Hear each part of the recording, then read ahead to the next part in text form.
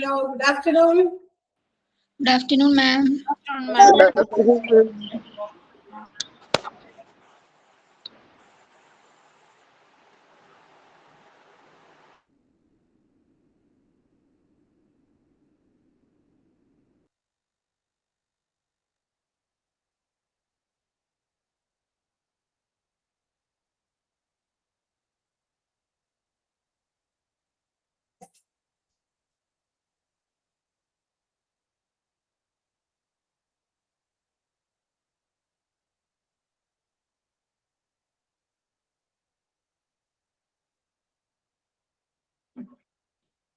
Okay, ready ആണല്ലോ എല്ലാവരും? അല്ലേ? സ്റ്റാർട്ട് ചെയ്യാലോ ക്ലാസ്? Yes, ma'am. ഓക്കെ. എവിടെ വരെ നമ്മൾ എടുത്തു? അജി വിജയൻ പറയാമോ? എവിടെയാ നമ്മൾ പറഞ്ഞു നിർത്തിയിരിക്കുന്നതെന്ന് പറയാമോ? അജി. ഗ്യാസ്ട്രോഎൻട്രോളജിയാണ് പറഞ്ഞു നിർത്തിയത്.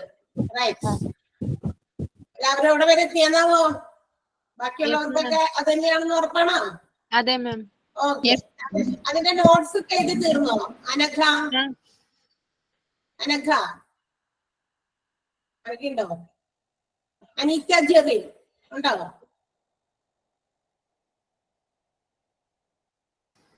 ഇല്ല. ജെറിയാട്രിക്സ് വരെ എഴുതിയിട്ടുണ്ട് മാം. ജെറിയാട്രിക്സ് വരെ നമ്മൾ എഴുതിയിട്ടുള്ളൂ. ലോക്കോമോട്ടീവ് പ്രോബ്ലംസും സിങ്കോപ്പും. ഓക്കെ. ഗ്യാസ്ട്രോഎൻട്രോളജി ടോപ്പിക് നമ്മൾ എടുത്തതാണ്, പക്ഷെ അതിന്റെ നോട്ട് എഴുതിയില്ല എന്നാണ് പറയണത് അല്ലേ? Yes ma'am. അപ്പൊ നമ്മളത് എഴുതിയിട്ട് നമ്മൾ അടുത്ത ടോപ്പിക്കിലേക്ക് പോകുന്നു കേട്ടാ, അല്ലെങ്കിൽ അത് നമ്മൾ വിട്ടു. ഓക്കെ.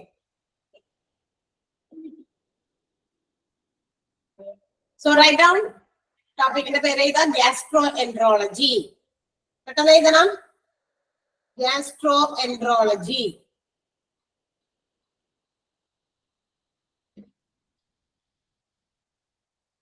In that gastroenterology നിങ്ങൾ താഴെ എഴുതാം ഈസോഫാഗസ്. സ്പെല്ലിങ് തെറ്റിക്കാതെ എഴുതണം. ഈസോഫാഗസിൽ ഈ എല്ലാം തുടങ്ങുന്നത് ഒരു ഓ ഉണ്ട് കേട്ടോ, ബിഗിനിങ് നോ സൈലന്റ് ആണ്. Oesophagus.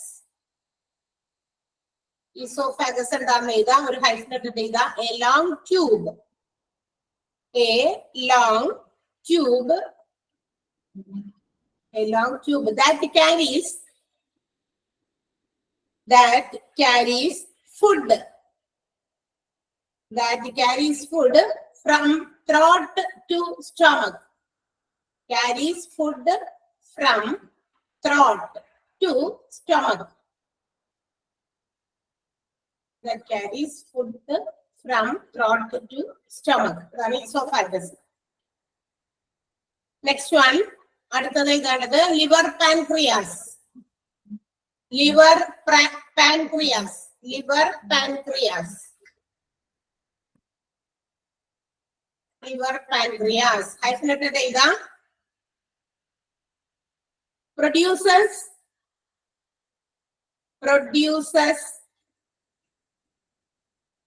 digestive enzymes. Digestive enzymes. ENZYMES. Enzymes. Produce digestive enzymes to break down fats, carbohydrates,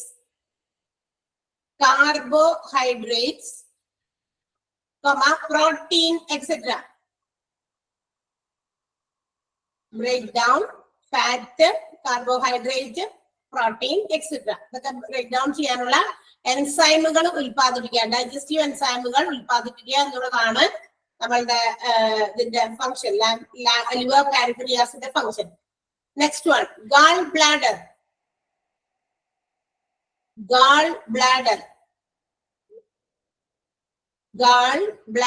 ഒരു ഹൈഫനേറ്റഡ് എഴുതാം. A sac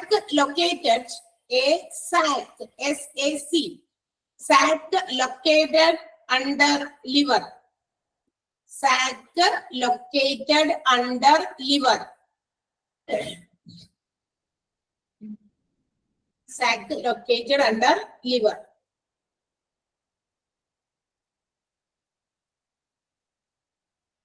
next one rectum, RECTUM, rectum. Rectum എന്താണെന്ന് എഴുതാം, ഒരു ഹൈഫൻ ഇട്ടത്. End part of large intestine, end part of large intestine, large intestine വൻകുടലിന്റെ ആ അറ്റത്തുള്ള ഭാഗം, അതാണ് അവസാന അറ്റ ഭാഗമാണ് end part of large intestine. Okay, അത്രേ ഉള്ളൂ ഗ്യാസ്ട്രോഎൻട്രോളജിയിൽ നമുക്ക് പഠിക്കാനായിട്ട്. അപ്പൊ ഗ്യാസ്ട്രോഎൻട്രോളജി എന്തിനു വേണ്ടിയിട്ടുള്ള ഒരു ഡിപ്പാർട്ട്മെന്റ് ആണ് നമ്മൾ പറഞ്ഞു, which is related to the abdominal diseases. നമ്മുടെ സ്റ്റൊമക്ക്, അബ്ഡോമിനൽ സംബന്ധമായിട്ടുള്ള രോഗങ്ങൾക്ക് വേണ്ടിയിട്ടുള്ള ഒരു ഡിപ്പാർട്ട്മെന്റ് ആണ്. ഈ ഒരു ഡിപ്പാർട്ട്മെന്റിലാണ് വയറിനകത്ത് നടക്കുന്ന പല രോഗങ്ങൾക്കും കണ്ടെത്തലുകൾ നടത്താൻ വേണ്ടിയിട്ടാണ് നമ്മൾ എന്തുപയോഗിക്കുന്നത്, എൻഡോസ്കോപ്പി എന്ന് പറയുന്ന ഒരു പ്രൊസീജിയർ ഫോളോ ചെയ്യുന്നത് ഈ ഒരു ഡിപ്പാർട്ട്മെന്റിൽ. അപ്പൊ എൻഡോസ്കോപ്പി ഒക്കെ നടക്കുന്നത് കൊണ്ട് തന്നെ, നടത്താനുള്ളത് കൊണ്ട് തന്നെ special nurses are posted in this department. ഈ ഡിപ്പാർട്ട്മെന്റിൽ പ്രത്യേകം സ്പെഷ്യലൈസ്ഡ് ആയിട്ട് ആ ഒരു വിഭാഗം കൈകാര്യം ചെയ്യാൻ വേണ്ട അത്രയും ക്വാളിഫൈഡ് ആയിട്ടുള്ള നഴ്സസിനെ ആയിരിക്കും ഈ ഒരു ഡിപ്പാർട്ട്മെന്റിൽ പോസ്റ്റ് ചെയ്യുക. Because they have to perform bowel investigations, അതായത് വയറ് സംബന്ധമായിട്ടുള്ള ഇൻവെസ്റ്റിഗേഷൻസ് നടത്തുകയും അതിന്റെ പ്രോപ്പർ ആയിട്ടുള്ള റിസൾട്ടുകളൊക്കെ സ്പെഷ്യലൈസ്ഡ് ആയിട്ടുള്ള ഡോക്ടേഴ്സിന് ഹാൻഡ് ഓവർ ഒക്കെ ചെയ്യാനുള്ളതൊക്കെ തന്നെയാണ്. അതുകൊണ്ടാണ് സാധാരണ നഴ്സസ് അല്ല, സ്പെഷ്യൽ നഴ്സസ് ആയിരിക്കും ഈ ഒരു ഡിപ്പാർട്ട്മെന്റിൽ പോസ്റ്റ് ചെയ്യപ്പെട്ടിരിക്കുക. ഓക്കെ, അപ്പൊ അതൊക്കെ നമ്മൾ പറഞ്ഞു കഴിഞ്ഞു. ഗ്യാസ്ട്രോഎൻട്രോളജി എഴുതി കഴിഞ്ഞല്ലോ നോട്ട്. നെക്സ്റ്റ് ഡിപ്പാർട്ട്മെന്റിലേക്ക് പോയിക്കോട്ടെ. റെഡിയല്ലേ എല്ലാവരും? ഓക്കെ, നൗ നെക്സ്റ്റ് ഡിപ്പാർട്ട്മെന്റ് ആണ്. Okay, what is the next department? Hepatology ആണ്. ഹെപ്പറ്റോളജി ഒരു ചെറിയൊരു ഡിപ്പാർട്ട്മെന്റ് അവിടെ എഴുതിയിട്ടുണ്ട്, അത് വലിപ്പം കുറഞ്ഞു എന്നുള്ളൂ, എഴുതിയപ്പോ അത് പ്രിന്റിംഗ് ചെയ്തതിന്റെ കുഴപ്പമാണ്. Hepatology is the super specialty department which deals with the diagnosis and treatment of patients, those who are suffering from many kinds of liver disorders. നമ്മുടെ കരൾ സംബന്ധമായിട്ടുള്ള ഡിസോർഡേഴ്സ് ട്രീറ്റ് ചെയ്യാൻ വരുന്ന പേഷ്യൻസിന് ഡയഗ്നോസിസ് ചെയ്യുക, ട്രീറ്റ് ചെയ്യുക, അവർക്ക് വേണ്ട കെയറിംഗ് ഒക്കെ കൊടുക്കുക, അതിന് വേണ്ടിയിട്ടുള്ള പ്രത്യേക വിഭാഗമാണ് ഹെപ്പറ്റോളജി എന്ന് പറയുന്ന department. Super speciality which deals with the diagnosis and treatment of patients, those who are suffering from wide range of disorders of liver, ലിവറുമായി ബന്ധപ്പെട്ടിട്ടുള്ള ഡിസോർഡേഴ്സിന് വേണ്ടിയിട്ടുള്ള ട്രീറ്റ്മെന്റ്. ഹെപ്പറ്റോളജി മറക്കണ്ട, ഹെപ്പറ്റോളജി അത്ര മാത്രമേ പഠിക്കാനുള്ളതിന്. ഓക്കെ, ക്ലിയർ ആയോ? എന്താണ് hepatology? Disorders of liver, liver ഫംഗ്ഷനിങ്ങിൽ ഉണ്ടാകുന്ന ക്രമക്കേടുകൾ ചികിത്സിക്കുക, ഭേദമാക്കുക, അതിന്റെ രോഗങ്ങൾക്ക് വരാതിരിക്കാനുള്ള പ്രിവെൻഷൻ മെഷേഴ്സ് ഒക്കെ എടുക്കുക, അതിനൊക്കെ വേണ്ടിയിട്ടുള്ള ഡിപ്പാർട്ട്മെന്റ് ആണ് hepatology. Okay, and the next department is gynecology. അടുത്ത ഡിപ്പാർട്ട്മെന്റിലേക്ക് പോവുകയാണ്, ഗൈനക്കോളജി. നമുക്കൊക്കെ കുറച്ച് എക്സ്പീരിയൻസും ഒക്കെ ഉള്ള ഡിപ്പാർട്ട്മെന്റ് തന്നെയാണ് അല്ലെ. കുറെ നമുക്കറിയാം, majority of the students join is female. നമുക്കറിയാം ഇവിടെ ജോയിൻ ചെയ്തിരിക്കുന്നതിൽ ഒരു മിക്ക ആളുകളും ഫീമെയിൽസ് ആണ്, മെയിൽസ് ഇല്ലെന്നല്ല കേട്ടോ. രണ്ട് കൂടുതലും ആളുകൾ, മെജോറിറ്റി പേരുകൾ കാണുമ്പോൾ നമുക്കറിയാം.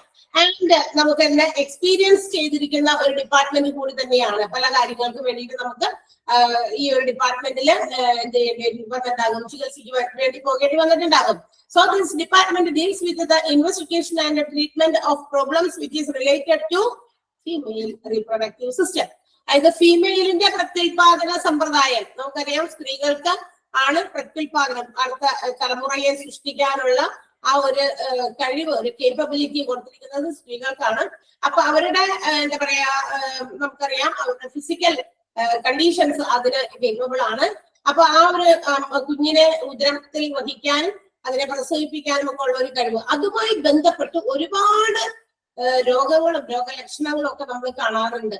അപ്പൊ ഫീമെയിൽ റീപ്രൊഡക്റ്റീവ് സിസ്റ്റത്തെ ഇൻഡയറക്ട്ലി ഓർ ഡയറക്ട്ലി ബാധിക്കുന്ന പല ഡിസീസസും അത് റീപ്രൊഡക്ഷനെ ബാധിക്കാറുണ്ട്, അത് പ്രത്യുൽപാദനത്തെ ബാധിക്കാറുമുണ്ട്. അപ്പൊ അത്തരം സംബന്ധമായിട്ടുള്ള എല്ലാ കാര്യങ്ങൾക്കുള്ള സൊല്യൂഷനാണ് നമുക്ക് ഗൈനക്കോളജിയിൽ കിട്ടുന്നത്. അപ്പൊ ഗൈനക്കോളജി ഡിപ്പാർട്ട്മെന്റ് അതിന് വേണ്ടിയിട്ടാണ്, വിമനെ സംബന്ധിച്ചുള്ളത് തന്നെയാണ്. Most commonly it is related to reproduction of female. ഫീമെയിലിന്റെ റീപ്രൊഡക്ഷനുമായി ബന്ധപ്പെട്ടിട്ട് തന്നെയാണ് കൂടുതലും ഇതിനകത്ത് ട്രീറ്റ്മെന്റുകൾ പ്രൊവൈഡ് ചെയ്യുന്നത്. ആൻഡ് നമുക്കറിയാം, women's life is adapted to many unique changes, അല്ലെങ്കിൽ നമുക്ക് പറയാം many unique changes occur in a women's life. ഒരു സ്ത്രീകളുടെ ജീവിതത്തിൽ ഒരുപാട് മാറ്റങ്ങൾ അതായത് ഫിസിക്കലി അതുപോലെ തന്നെ മെന്റലി ഒത്തിരി മാറ്റങ്ങൾക്ക്, അതും എങ്ങനെയുള്ള മാറ്റമാണ്? യുണിക് മാറ്റങ്ങളാണ്, ഒരേപോലത്തെ അല്ല, പല പല വ്യത്യസ്തങ്ങളായിട്ടുള്ള മാറ്റങ്ങൾക്ക് വിധേയമാണ് നമ്മളുടെ സ്ത്രീ ശരീരം എന്ന് പറയുന്നത്. ആൻഡ് എപ്പോഴാണ് ഇത് കണ്ടു തുടങ്ങുന്നത്? ഈ ഒരു മാറ്റങ്ങളുടെ ആ ഒരു തുടക്കം it is from the periods of attaining menarche തുടങ്ങുന്നത് മുതൽ കൺസംഷൻ പീരീഡ്, അതുപോലെ pregnancy period, child birth, and also after the end of that particular menarche period, that means menopause. ഈ പറയുന്ന ഡ്യൂറേഷനിലെ ഇടയിൽ ഒരുപാട് മാറ്റങ്ങൾക്ക് വിധേയമാണ് സ്ത്രീകളുടെ ശരീരം, അതുപോലെ തന്നെ അവരുടെ മനസ്സുമൊക്കെ. ഫിസിക്കലി ഒരുപാട് മാറ്റങ്ങളും അവരുടെ ശരീരത്തിൽ വരുന്നുണ്ട്. അപ്പൊ മെനാർക്കി ആരംഭിക്കുന്ന മുതൽ ഒരു പെൺകുട്ടി എന്ന് അറിയപ്പെടുന്ന ഒരു സമയം നമുക്കറിയാം. അതിനേക്കാൾ മുമ്പ് അവര് പെൺകുട്ടികളായിരുന്നപ്പോ വലിയ കാര്യമായിട്ടുള്ള മാറ്റങ്ങളൊന്നും ഉണ്ടായിരുന്നില്ല. എന്നാൽ ഇപ്പോ പണ്ടൊക്കെ ഒരു 10ാം ക്ലാസ്സും എന്താ പറയാ 9th ചിലപ്പോ വെക്കേഷന്റെ സമയത്തൊക്കെ ആയിരിക്കും നമുക്ക് ഈ ഒരു പീരീഡ് അറ്റൈൻ ചെയ്തിരിക്കുക. Menarche period, that means the early stage of mensuration. നമ്മുടെ മെൻസസിന്റെ ഏറ്റവും തുടക്ക കാലഘട്ടത്തെയാണ് നമ്മൾ മെനാർക്കി എന്ന് പറയുക. അപ്പൊ മെനാർക്കി പീരീഡ് ഒക്കെ ആദ്യമൊക്കെ എന്ന് പറഞ്ഞാൽ ഈ 10ാം ക്ലാസ് 14 വയസ്സൊക്കെ ആകുമ്പോഴാണ് ആദ്യമായിട്ടൊക്കെ പെൺകുട്ടികൾക്ക് വരുന്നത്. പക്ഷെ ഇന്ന് നമ്മൾ കുറച്ചും കൂടി കെയർഫുൾ ആയിട്ട് ശ്രദ്ധിക്കേണ്ടതാണ്. നമ്മുടെ പെൺകുട്ടികളൊക്കെ ഏകദേശം ഒരു 10 വയസ്സൊക്കെ ആകുമ്പോൾ മുതൽ നമ്മൾ അവർക്ക് അതിന് വേണ്ടിയിട്ടുള്ള പ്രോപ്പർ അതായത് ഒരു 5ാം ക്ലാസ്സിലേക്ക് എത്തുന്നതിന് മുമ്പേ തുടങ്ങി 4ലൊക്കെ വെക്കേഷന്റെ സമയത്തൊക്കെ ചില കുട്ടികൾക്ക് വരുന്നുണ്ട്. അപ്പൊ അവർക്ക് അതിനുള്ള ട്രെയിനിങ്ങുകളും അതുപോലെ കുറച്ച് കാര്യങ്ങളൊക്കെ നമ്മൾ അവർക്ക് മനസ്സിലാക്കി കൊടുക്കേണ്ടതൊക്കെയുണ്ട്. ബിക്കോസ് അത് കഴിഞ്ഞാൽ എപ്പോ വേണമെങ്കിലും നിങ്ങൾക്ക് ഈ ഒരു അവസ്ഥയിലേക്ക് എത്താം. ഇന്നിപ്പോ അവർക്ക് അങ്ങനെയുള്ള നമ്മൾ കുറച്ച് എന്താ പറയാ എഡ്യൂക്കേഷണൽ ആയിട്ടുള്ള ചില കാര്യങ്ങൾ അവർക്ക് ശീലിപ്പിച്ചു കൊടുക്കുന്നുണ്ട്. അതുപോലെ തന്നെ അവർക്ക് മറ്റു സ്ഥലങ്ങളിൽ നിന്നും ഇതിനെക്കുറിച്ചുള്ള അറിവുകളൊക്കെ കിട്ടുന്നുണ്ട്. പണ്ട് അങ്ങനെയായിരുന്നില്ല. നമ്മളൊക്കെ ഏത് കാലത്തായത് അങ്ങനെയൊക്കെ വരുമ്പോഴാണ് നമ്മൾ അറിയുന്നത് തന്നെ. അന്ന് അത്രയും എന്താ പറയാ ഈ പറയുന്ന മീഡിയാസ് ഒന്നും ഇല്ലാത്തത് കൊണ്ട് ഏതെങ്കിലും ഒരു ഡിവൈസ് ഉപയോഗിച്ച് അത്തരം കാര്യങ്ങൾ സെർച്ച് ചെയ്ത് കണ്ടുപിടിക്കുക എന്നുള്ളതൊക്കെ വലിയ ബുദ്ധിമുട്ടായിരുന്നു. നമ്മളൊക്കെ സ്കൂളിൽ ആ ചെറിയ ക്ലാസ്സുകളിൽ പഠിച്ചെന്തൊക്കെയോ കേട്ടേക്കണം, അത് മാത്രമേ ഉള്ളൂ. പക്ഷെ ഇന്ന് കുട്ടികൾക്ക് അത്തരം അറിവുകളൊക്കെ പല സ്ഥലങ്ങളിൽ നിന്നും ഈവൻ അവരുടെ ഫ്രണ്ട്സിൽ നിന്നും ഒക്കെ അവർക്ക് കിട്ടുന്നുണ്ട് അല്ലെ. അപ്പൊ ഇതൊക്കെ ഇന്ന് അപ്പോ ആ മാറ്റങ്ങൾ പെൺകുട്ടികളുടെ ശരീരത്തിൽ കണ്ടു തുടങ്ങുന്നത് ആ ഒരു ഏജിലേ തുടങ്ങി. 10 വയസ്സ് ഉള്ളപ്പോഴേ തുടങ്ങി അവരുടെ ഏജുകളുടെ ആ ഒരു ഏജിനനുസരിച്ചല്ല അവരുടെ ഒരു വളർച്ചയൊക്കെ നമുക്ക് കാണാൻ സാധിക്കും അല്ലെ.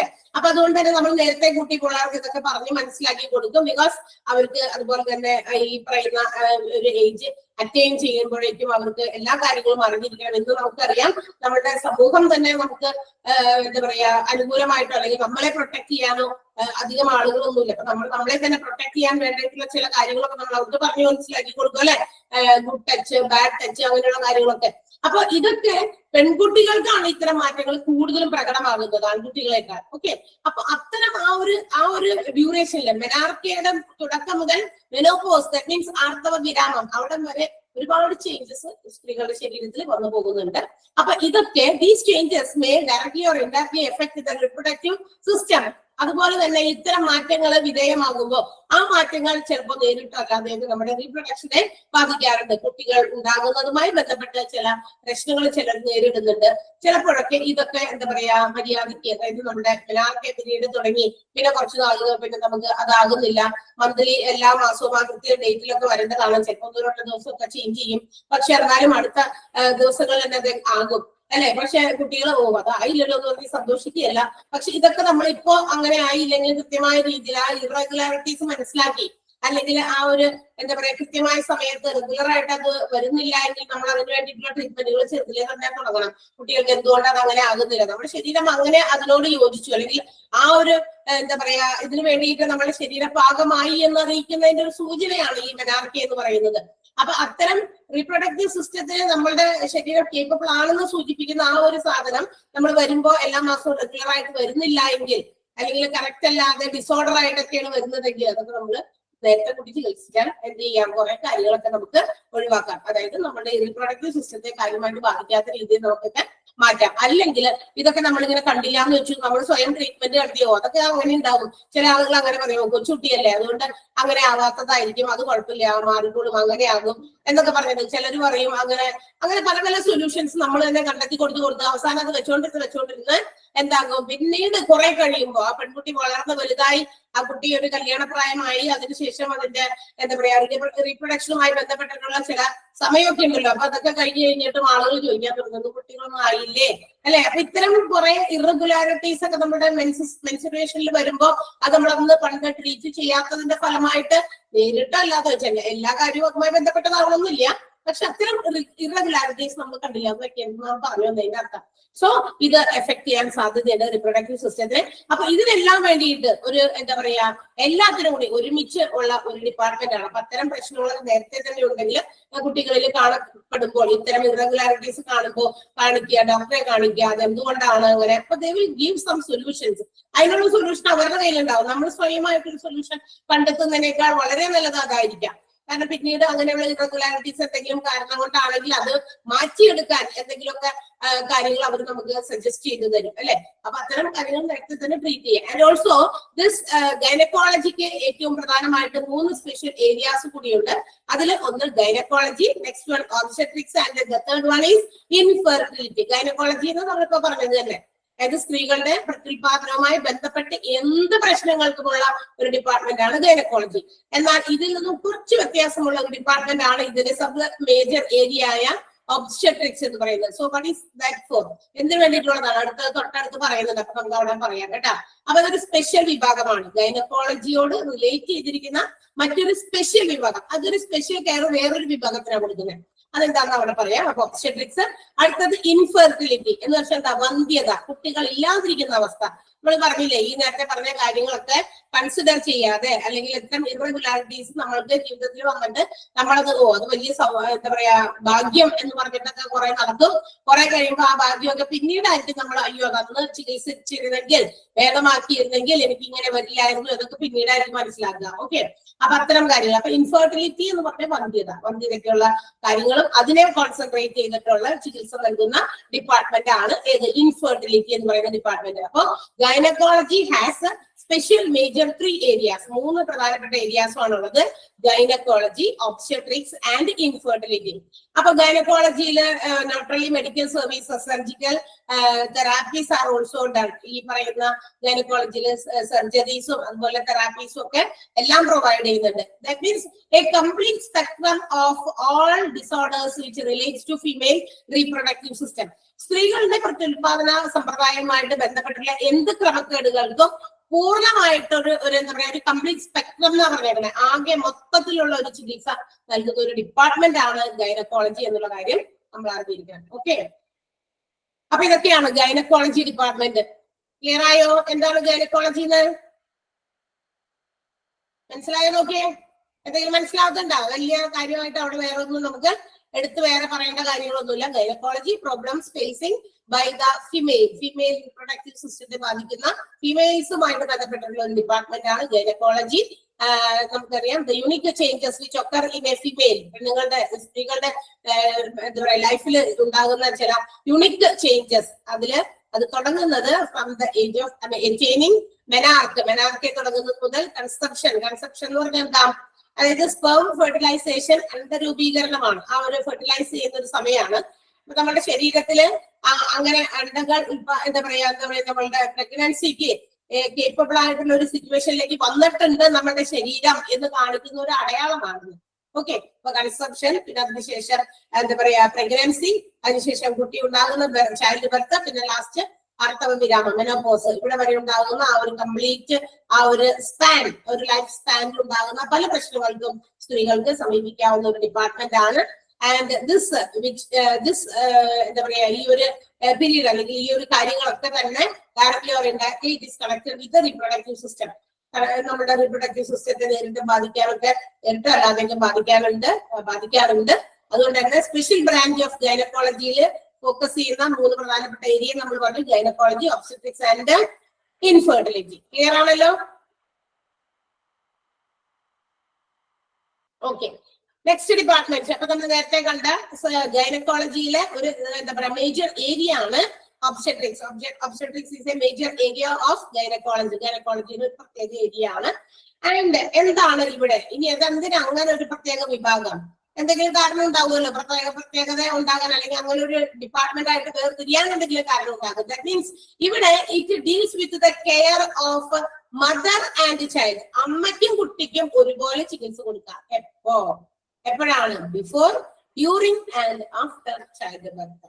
ബിഫോർ എന്ന് വെച്ചാൽ കുട്ടി ഉണ്ടാകുന്നതിന് മുമ്പേ തുടങ്ങി ആ കുട്ടി ഉണ്ടാകാനുള്ള preparation period, that means during, അതാണ് ആ ഡ്യൂറിങ്. ആ പ്രിപ്പറേഷൻ പീരീഡ് ആദ്യത്തെ നമ്മൾ ആ കുട്ടി ഉണ്ടായി എന്ന് അറിയുന്ന ആ സമയം അല്ലെ, അതിനുശേഷം അവിടെ നിന്ന് ഞങ്ങൾ കംപ്ലീറ്റ് നമുക്ക് ട്രീറ്റ്മെന്റുകളൊക്കെ ആവശ്യം വരുന്നുണ്ട് അല്ലെ. അപ്പൊ അത് മുഴുവനും അതുകൂടാതെ തന്നെ ഇത് കൂടാതെ ആഫ്റ്റർ ചൈൽഡ് ബർത്ത് കുട്ടി ഉണ്ടായതിനു ശേഷം കുറച്ച് ഒരു ട്രീറ്റ്മെന്റ് ആവശ്യമുണ്ട് അല്ലെ. പണ്ടൊക്കെ ആ ട്രീറ്റ്മെന്റുകൾ നമുക്ക് വീടുകളിൽ തന്നെയാണ് കിട്ടിയിരുന്നത്. നമ്മൾ 2-3 ദിവസത്തിനുള്ളിൽ ഹോസ്പിറ്റലിൽ നിന്നും ഡിസ്ചാർജ് ചെയ്യപ്പെടും. നമ്മുടെ സ്വന്തം വീട്ടിലേക്കോ അല്ലെങ്കിൽ പാർട്ട്ണറുടെ വീട്ടിലേക്കോ ഒക്കെ ആയിരിക്കും നമ്മൾ കൊണ്ടുപോവുക. അവിടെ വന്നു കഴിയുമ്പോൾ നമ്മളുടെ ഗ്രാൻഡ് പാരന്റ്സ് വരും അല്ലെ, റെഡി ആയിട്ട് നിൽക്കുന്നുണ്ടാകും. പണ്ടൊക്കെ അല്ലെങ്കിൽ ആളുകളെ നിർത്തും, പുറത്തുനിന്ന് ആളുകളെ പൈസ കൊടുത്തൊക്കെ നിർത്തും. ഇതിനു വേണ്ടിയിട്ട് ഗീവ് സം എന്താ പറയാ ഒരു physical treatment to both mother and child. അമ്മയ്ക്കും കുട്ടിക്കും ഒക്കെ ശാരീരികമായിട്ടുള്ള ചില ചികിത്സകളും, ശരീര ചികിത്സ മാത്രമല്ല മരുന്നുകളും മറ്റുമൊക്കെ കൊടുക്കുന്നതൊക്കെ ഉണ്ട്. അപ്പൊ ആ കുളിപ്പിക്കുന്ന കാര്യത്തില് അവരെ എങ്ങനെയൊക്കെയാണ് അതിനൊക്കെ പ്രത്യേക രീതിയൊക്കെ ഉണ്ടല്ലേ.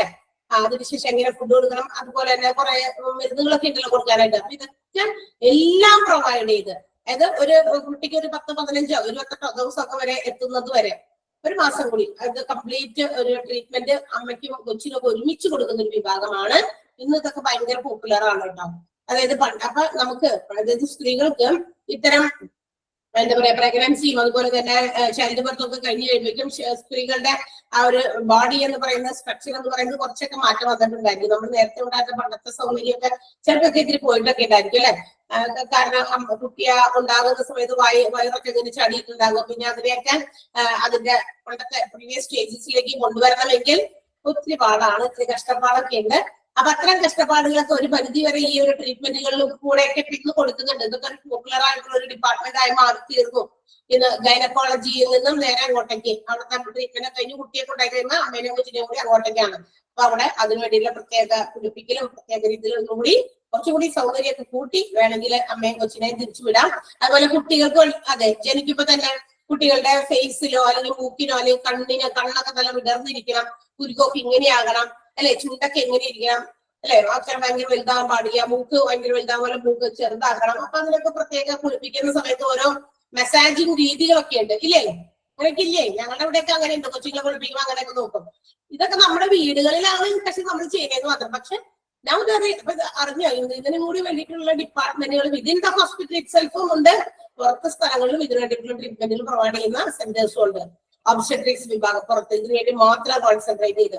അപ്പൊ പ്രസവം കഴിഞ്ഞ് അമ്മേനെയും കൊച്ചിനും അങ്ങോട്ടേക്ക് മാറ്റി കഴിഞ്ഞാൽ അവര് നോക്കിക്കൊടും. എല്ലാം ഒരു പാക്കേജ് ആയിരിക്കും കേട്ടോ. അപ്പൊ അതിന് ഇത്ര എമൗണ്ട് കൊടുത്താൽ മതി എന്നാകും അല്ലെ. പണ്ടൊക്കെ ഇതൊക്കെ നോക്കാനും ഭക്ഷണം കൊടുക്കുന്ന ഏതൊക്കെ രീതിയിലാണെന്നൊക്കെ അന്വേഷിക്കണം. അമ്മമാരെയൊക്കെ നിർത്തി കഴിഞ്ഞാൽ അവർക്ക് പൈസ ഒക്കെ കൊടുക്കാം അല്ലെങ്കിൽ അവർക്ക് എന്തെങ്കിലുമൊക്കെ കൊടുക്കാം.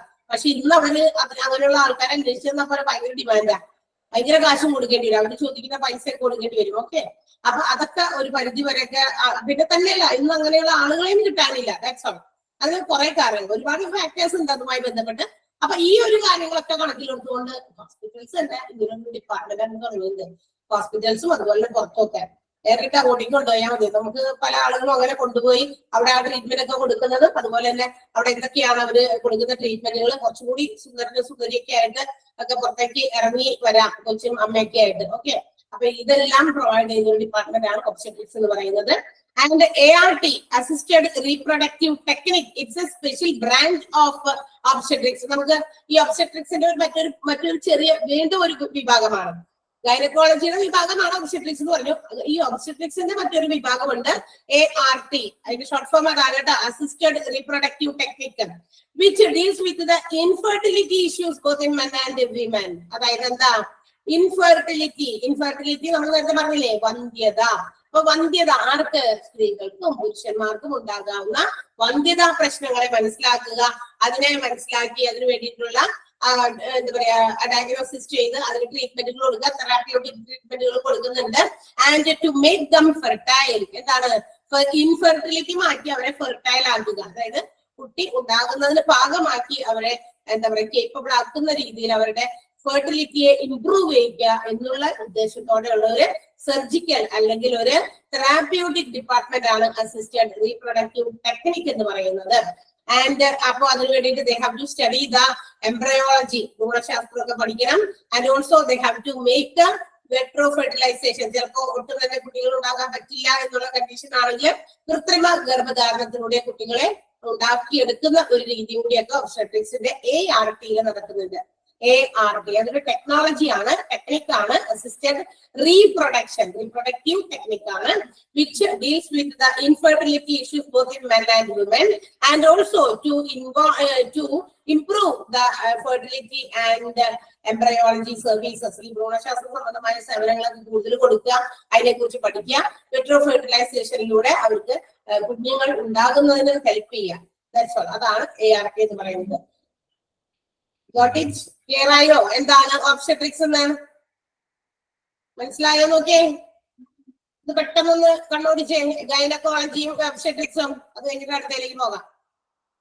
അതിന്റെ മലയാളം വേർഡ് എഴുതി വെക്കാനുള്ളൂ. വെട്രോ ഫെർട്ടിലൈസേഷൻ, കൃത്രിമ ഗർഭധാരണം. ഇപ്പൊ തന്നെ അങ്ങോട്ട് എഴുതിക്കോ, വേറെ നമുക്ക് എഴുതാനില്ല അതിനകത്ത്. കൃത്രിമ ഗർഭധാരണം, വെട്രോ ഫെർട്ടിലൈസേഷൻ. അസിസ്റ്റഡ് റീപ്രൊഡക്റ്റീവ് ടെക്നിക് എന്ന് എഴുതിക്കോട്ടെ, ART. അതുകൂടെ അവിടെ എഴുതി വെച്ചോ, നമുക്ക് അടുത്ത എഴുതണ്ടല്ലോ. അപ്പൊ അസിസ്റ്റഡ് റീപ്രൊഡക്റ്റീവ് ടെക്നിക് ART എന്ന് എഴുതാട്ടെ, ഷോർട്ട് ഫോം. ഇതിന്റെ ഷോർട്ട് ഫോം ഒക്കെ ചോദിക്കാറുണ്ട്. Assisted reproductive technique ART.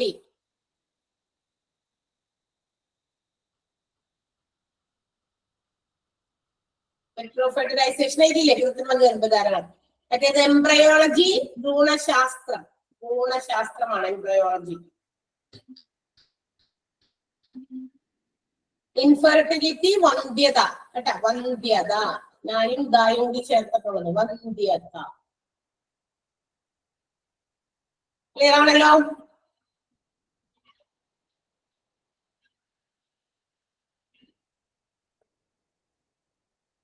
Okay, പോകാണ് അടുത്ത ഡിപ്പാർട്ട്മെന്റിലേക്ക്.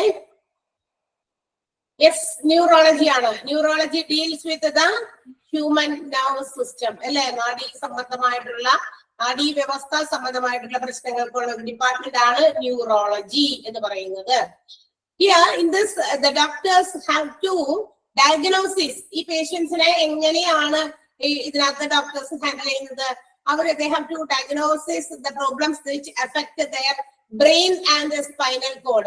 അതായത് ഇത്തരം ആളുകളുടെ ഇവിടെ വരുന്ന പേഷ്യൻസിന്റെ ബ്രെയിന് അതല്ലെങ്കിൽ സ്പൈനൽ കോഡ് സംബന്ധമായിട്ടുള്ള കാര്യങ്ങളൊക്കെ പരിശോധിച്ചിട്ടാണ് രോഗിയുടെ അവസ്ഥയെ കുറിച്ച് ഡോക്ടേഴ്സ് മനസ്സിലാക്കുന്നത്. ഈ ഒരു ന്യൂറോളജി വിഭാഗത്തിലെ ന്യൂറോളജിസ്റ്റുകൾ ചെയ്യുന്നത്.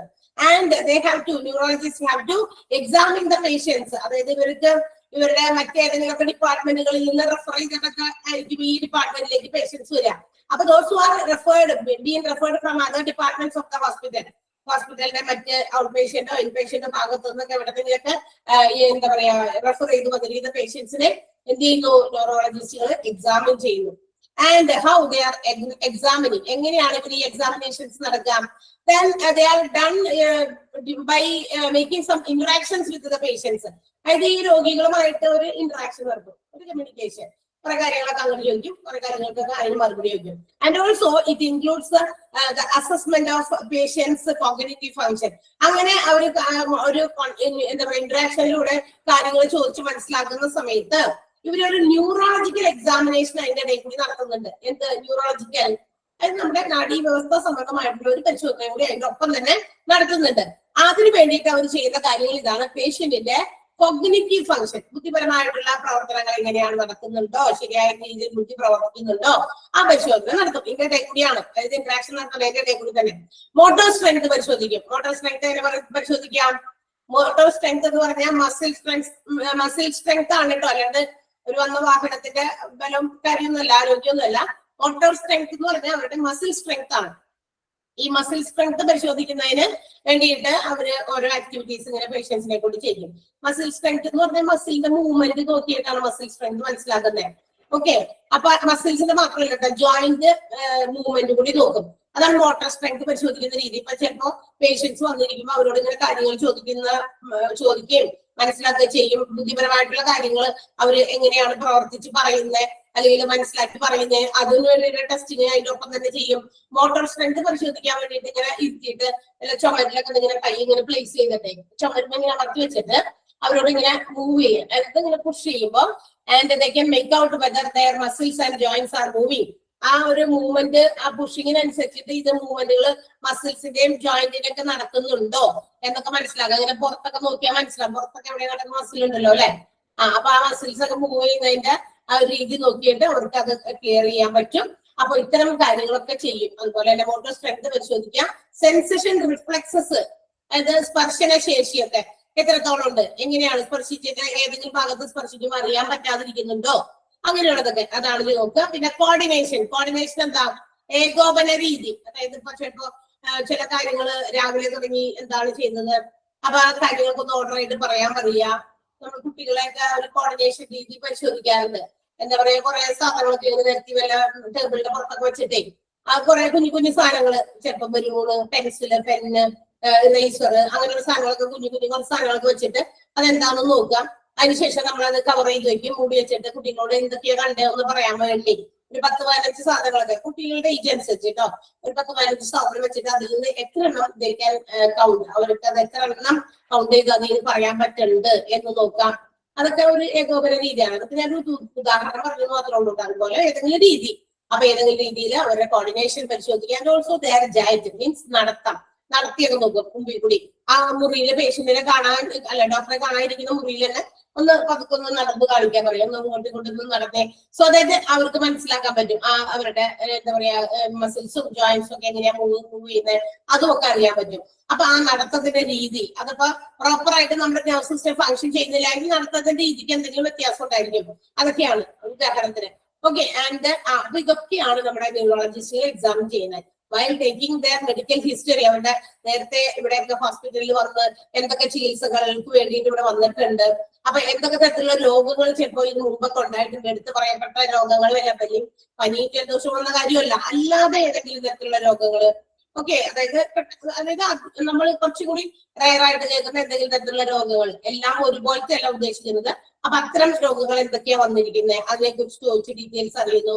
കോഗ്നിറ്റീവ് ഫംഗ്ഷൻ പരിശോധിക്കുന്നു, സെൻസേഷൻ റിഫ്ലെക്സസ് പരിശോധിക്കുന്നു, മോട്ടോർ സ്ട്രെങ്ത് പരിശോധിക്കുന്നു, ജൈറ്റ് നടത്തി നോക്കുന്നു, കോർഡിനേഷൻ രീതി നോക്കുന്നു.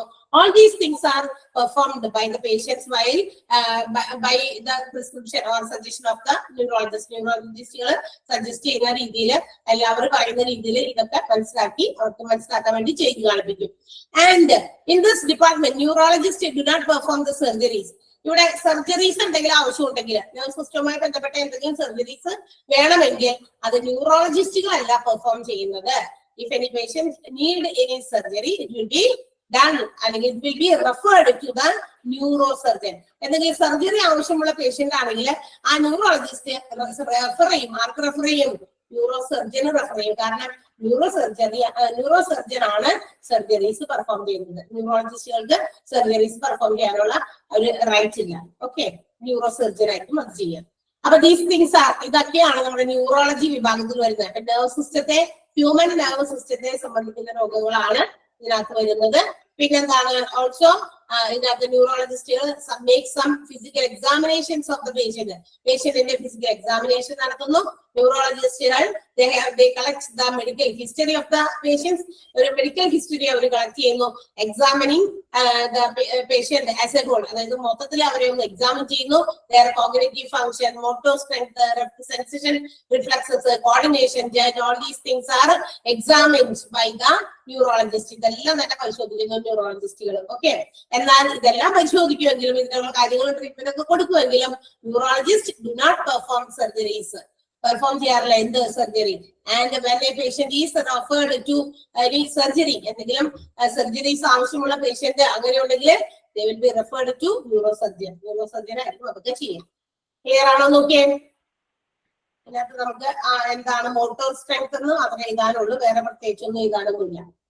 മറ്റേതൊക്കെ മലയാളം വേർഡ് മീനിങ് എടുത്ത് ഓർത്തിരുന്നാൽ മതി. മോട്ടോർ സ്ട്രെങ്ത് ഞാൻ എഴുതി തരാം. കോഗ്നിറ്റീവ് ഫംഗ്ഷൻ, ബുദ്ധിപരമായിട്ടുള്ള പ്രവർത്തനങ്ങൾ. കോഗ്നിറ്റീവ് ഫംഗ്ഷൻ കേട്ടാ, ബുദ്ധിയുടെ പ്രവർത്തനങ്ങൾ. എന്തെങ്കിലും ഒരു പ്രത്യേക കാര്യം, അത് നമ്മൾ എന്തെങ്കിലും ഒരു ആക്ഷൻ അല്ലെങ്കിൽ ഒരു കാര്യം ചെയ്യാം, ഒരു സിറ്റുവേഷൻ കൊടുത്തു കഴിയുമ്പോൾ അതിനെങ്ങനെയാണ് അവർ റിയാക്ട് ചെയ്യുന്നത്, ആ ഒരു രീതി. ബുദ്ധിപരമായിട്ട് നമ്മൾ കുറെ കാര്യങ്ങളൊക്കെ ചെയ്യണം. നമ്മുടെ സാമാന്യ ബുദ്ധി ഉപയോഗിച്ച്, കോമൺ സെൻസ് എന്നൊക്കെ നമ്മൾ പറയും. അത്തരം ഒരു ബുദ്ധി എല്ലാവർക്കും തന്നിട്ടുണ്ട് ദൈവം. അല്ലെ? അപ്പൊ ആ ഒരു ബുദ്ധി ഉപയോഗിച്ചാണ് ചില ആളുകളിൽ അത് ചിലപ്പോൾ അത് കുറവായിരിക്കും. കോമൺ സെൻസ് അവർക്ക് മനസ്സിലാക്കി എടുക്കാനായിട്ട് ബുദ്ധിമുട്ടുള്ള എന്തെങ്കിലും രോഗവുമായി ബന്ധപ്പെട്ടൊക്കെ ആയിരിക്കും ഉണ്ടാകുക. ക്ലിയർ ആയോ? ഇവിടെ വരെ ന്യൂറോളജി മനസ്സിലായോ? ഒന്ന് വായിച്ചു നോക്കിയേ പെട്ടെന്ന്. എന്റെ മോട്ടോർ സ്ട്രെങ്ത് ലാസ്റ്റ് പറഞ്ഞുതരാം. ഒന്ന് വേഗം വായിച്ചു നോക്കാം കേട്ടോ. ന്യൂറോളജി സെന്റൻസ് വായിച്ചു നോക്കാം, ഓരോ സെന്റൻസും.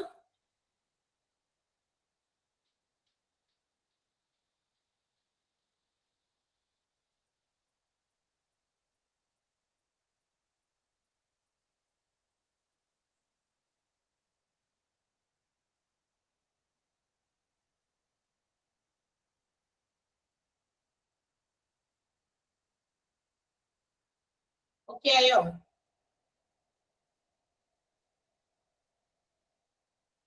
ക്ലിയർ അല്ലേ?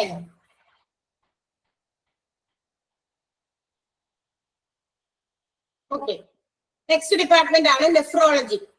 Nephrology department focus on the diagnosis and treatment which affect the kidney. അല്ലെ? മനുഷ്യന്മാരുടെ കിഡ്നി സംബന്ധമായ രോഗങ്ങൾ, കിഡ്നിയെ ബാധിക്കുന്ന ചില പ്രശ്നങ്ങൾ, രോഗങ്ങളൊക്കെ ഡയഗ്നോസിസ് ചെയ്ത് അതിന് ട്രീറ്റ്മെന്റുകൾ കൊടുക്കുക എന്നുള്ളതാണ് നെഫ്രോളജി എന്ന് പറയുന്ന department. And also it includes electrolyte disturbance and hyper tension. പിന്നെ എന്ത് വരും ഇതിനകത്ത്? ഇലക്ട്രോലൈറ്റ് ഡിസ്റ്റർബൻസ് അല്ലെങ്കിൽ ഇലക്ട്രോലൈറ്റ് ഇംബാലൻസ് എന്ന് വിളിക്കും. കിഡ്നി പ്രോബ്ലംസ് എല്ലാം തന്നെ നെഫ്രോളജിയിൽ വരും. ഇലക്ട്രോലൈറ്റ് ഡിസ്റ്റർബൻസ് അത് എന്ന് പറയുന്നത് കിഡ്നി ഫംഗ്ഷനിങ് പ്രോപ്പർ അല്ല എന്ന് കാണിക്കുന്ന ഒരു രോഗമാണ് കേട്ടോ ഇലക്ട്രോലൈറ്റ് ഡിസ്റ്റർബൻസ് എന്ന് പറയുന്നത്. ദാറ്റ് മീൻസ് നമുക്കറിയാം നമ്മുടെ ശരീരത്തിലെ എല്ലാ vitamins, fat, cholesterol, sugar, pressure, ഇതൊക്കെ ഒരു സോൾട്ട്, ഉപ്പ്, ഇതിന്റെയൊക്കെ അളവുകളൊക്കെ ഒരു നോർമൽ ലെവലിൽ എല്ലാം വേണം നമ്മുടെ ശരീരത്തിൽ അല്ലെ? അത് നോർമലാക്കി കൊണ്ടുപോകുക എന്നുള്ളത് നമ്മൾ ചെയ്യുന്നത് by having our food. Different types of ഫുഡുകൾ കഴിച്ചാണ് നമ്മൾ ഈ പറയുന്ന എല്ലാ സാധനത്തിന്റെയും അളവുകൾ നമ്മൾ ഇങ്ങനെ മെയിൻറ്റെയിൻ ചെയ്ത് പോകേണ്ടത്. എന്നാൽ ഇതിൽ ഏതെങ്കിലും ഒരു ചില സാധനങ്ങളുടെ അളവുകൾ കുറഞ്ഞു പോവുകയും, അതായത് അങ്ങനെ അത്തരം സാധനങ്ങളുള്ള ഇപ്പൊ പ്രോട്ടീൻസ്, വൈറ്റമിൻസ്, കാൽഷ്യം പോലെയുള്ള സാധനങ്ങൾ, അങ്ങനത്തെ സാധനങ്ങൾ അടങ്ങിയ ഫുഡ് ഐറ്റംസ് നമ്മൾ നമ്മളുടെ ഫുഡിനകത്ത് ഇൻക്ലൂഡ് ചെയ്തില്ലെങ്കിൽ അതൊക്കെ കുറഞ്ഞു പോകും അല്ലെ? അതേസമയം വേറെ കുറെ ആവശ്യമില്ലാത്ത വേറെ കുറെ എപ്പോഴും നമുക്ക് ഇഷ്ടപ്പെട്ട ഇന്ന രീതിയിലുള്ളതാണ്. അപ്പൊ അതിനകത്ത് അടങ്ങിയിരിക്കുന്ന കണ്ടന്റ് ചിലപ്പോൾ വേറെ. ഇപ്പൊ ഉദാഹരണം ഞാൻ പറയാം, ഷുഗർ. ഇപ്പൊ മധുരമുള്ള സാധനങ്ങൾ കൂടുതൽ കഴിക്കുന്ന ആൾക്കാർ, എന്നാൽ അവർക്ക് വേറെ ചില സാധനങ്ങളൊന്നും വലിയ താല്പര്യമില്ല. ഇപ്പൊ കാൽഷ്യം റിലേറ്റഡ് ആയിട്ടുള്ള സാധനങ്ങൾ അല്ലെങ്കിൽ ഇലക്കറികളായിട്ടുള്ള അതിൽ നിന്ന് കിട്ടേണ്ട വൈറ്റമിൻസ് ഒക്കെ ഉണ്ട്.